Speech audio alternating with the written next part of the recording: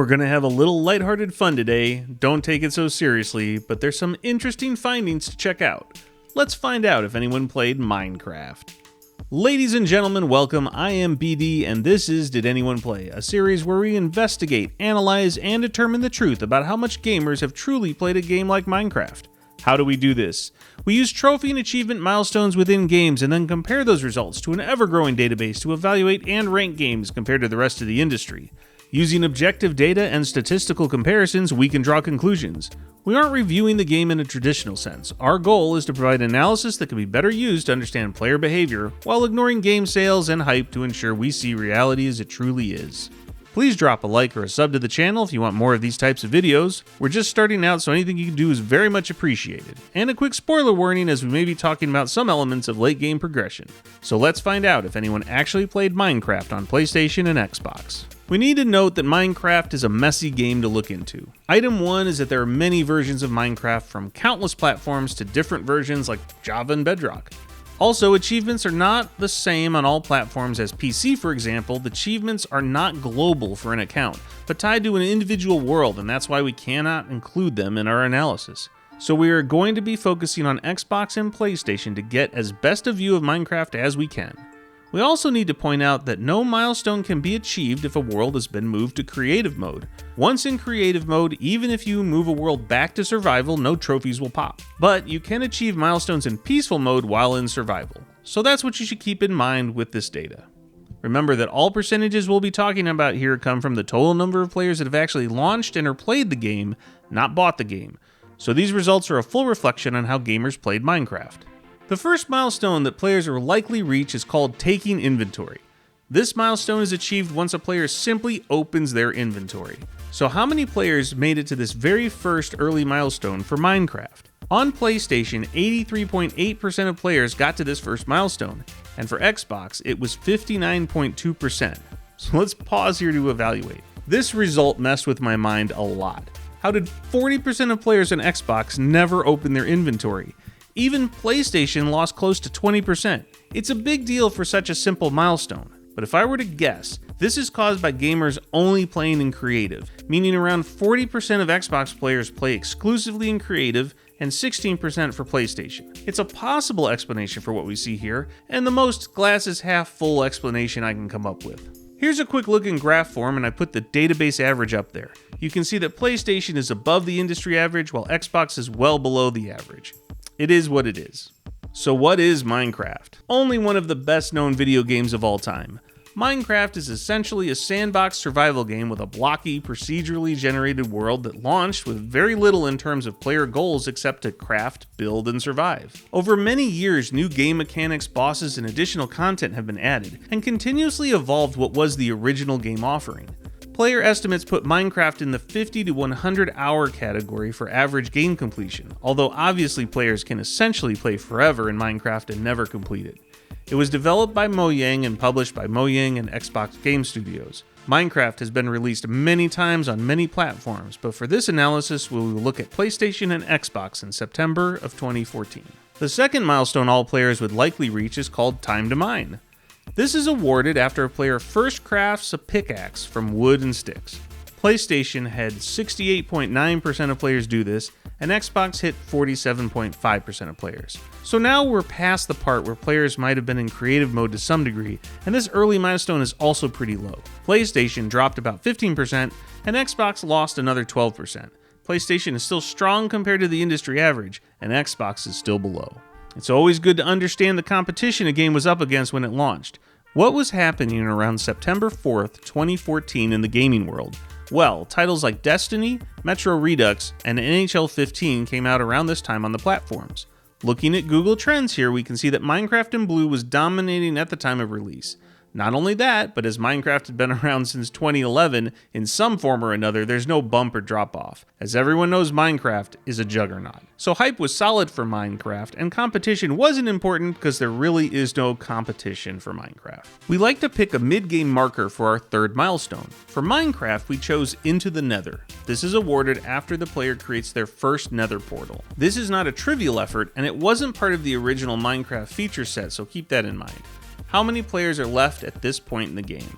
For PlayStation, it is 20.3%, and on Xbox, we have 20.2%.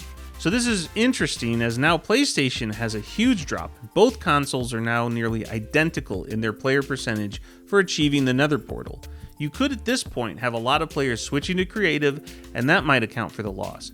But also, many players simply may not want to engage in the Nether and see no reason to create the portal. It's hard to tell, but there are so many ways to engage with Minecraft, it isn't too surprising to see this loss. How did Minecraft do with critics? Metacritic for PlayStation rates it at an 89 out of 100, and Xbox received an 88 out of 100. Minecraft has also garnered strong positive reviews and recommendations on essentially every platform it is released for. The most important milestone is our fourth one. This is for completing the main objective and what we will ultimately base our final ranking on. It definitely shows how many players finished the game and truly played Minecraft. This milestone is called the End, and it's awarded when the player kills the Ender Dragon. Where does Minecraft end up on the different platforms? On PlayStation, 6.9% of players completed the game, and for Xbox, it was 4.8% that finished this milestone. Let's pause here since we reached the end of the game. We want to check the percentage of players that quit each platform after making it through the first milestone but failing to reach game completion. Here our platforms are doing much worse than the database average. Both platforms are essentially in a statistical dead heat. But keep in mind, even with this poor result, the focus and the goal of a game like Minecraft is not necessarily to finish this fight, but it does give us a clear indication of how few players played in survival mode and actually beat the game. Finally, to get a feel for how completion is treated this game, the rare milestone 5 chosen for Minecraft is called Sniper Duel. This milestone can be achieved if the player kills a skeleton with an arrow from more than 50 meters away. It isn't too difficult, but the situation will rarely present itself naturally, so a player must deliberately go after this milestone in most cases. For PlayStation, we see that 3.2% of players reach this milestone, and for Xbox, 1.4% of players did it. Now let's see the full picture. Here are the raw milestones for our platforms for Minecraft, and we've also added the database averages for each milestone in gray for comparison purposes. Let's get into it.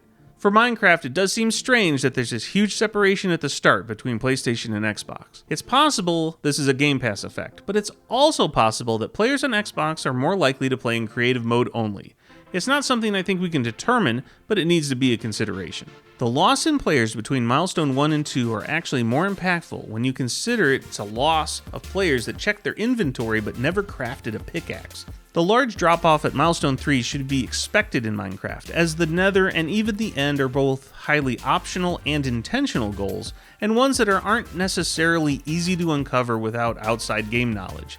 The fact that both platforms meet up at milestone 3 is definitely interesting, and could indicate that gamers either don't attempt the Nether, or move to creative at the same levels at that point in the game even though they diverge earlier.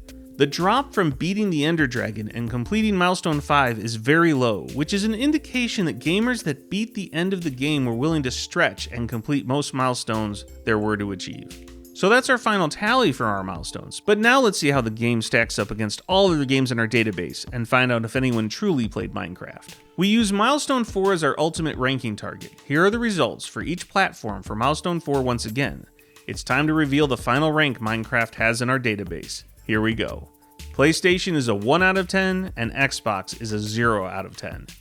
Almost no one played Minecraft on PlayStation and no one at all played Minecraft on Xbox. Now I say that a bit tongue-in-cheek because we know there are so many ways to play Minecraft and none of them are the wrong way. But it's a great indicator that hardly anyone played Minecraft in survival all the way through and made it to beating the Ender Dragon. That in and of itself is really interesting to know. So those are the industry rankings for Minecraft, but our database could give us other comparisons as well.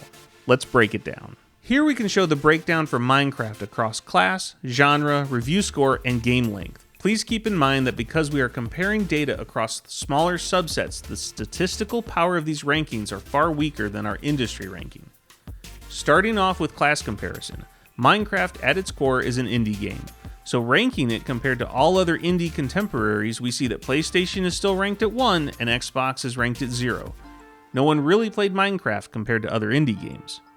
But how about genre? We have classified Minecraft as a survival game. Compared to other survival games in the industry, we see that it ranks 6 for PlayStation and 4 for Xbox.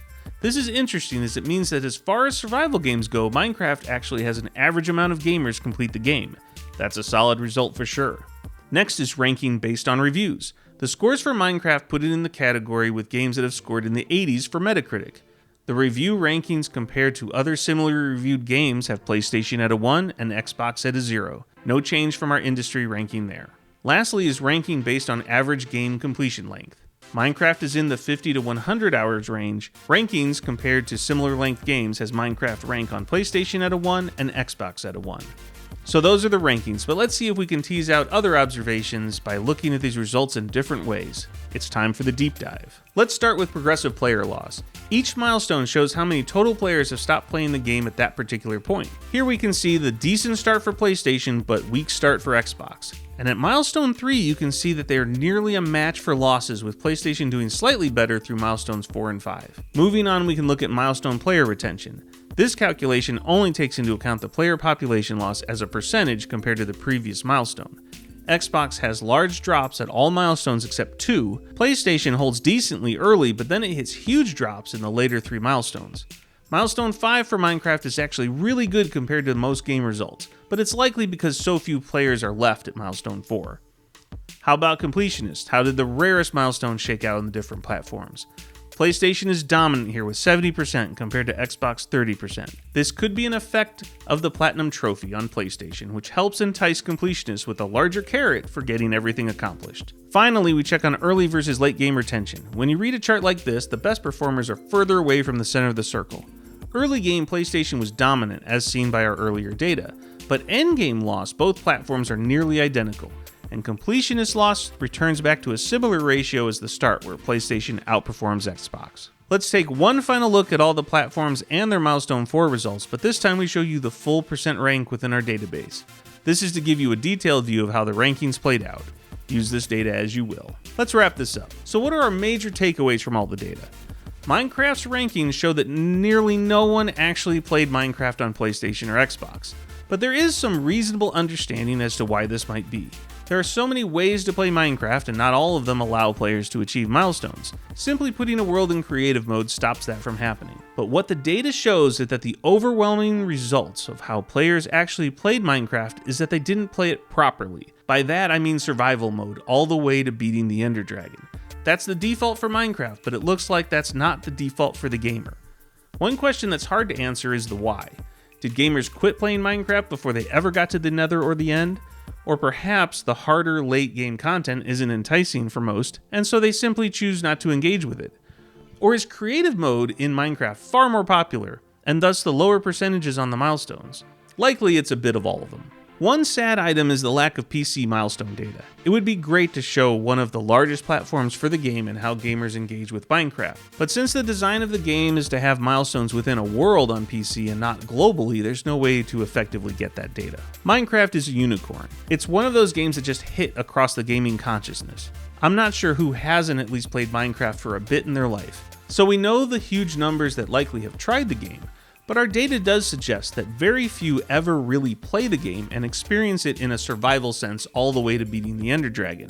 That's not a horrible thing, as some of the best moments in Minecraft are the early game and the exploration of a new world, and that is likely why updates for Minecraft focus on new biomes as well as new mechanics and some later game content. The widest net catches the most fish after all.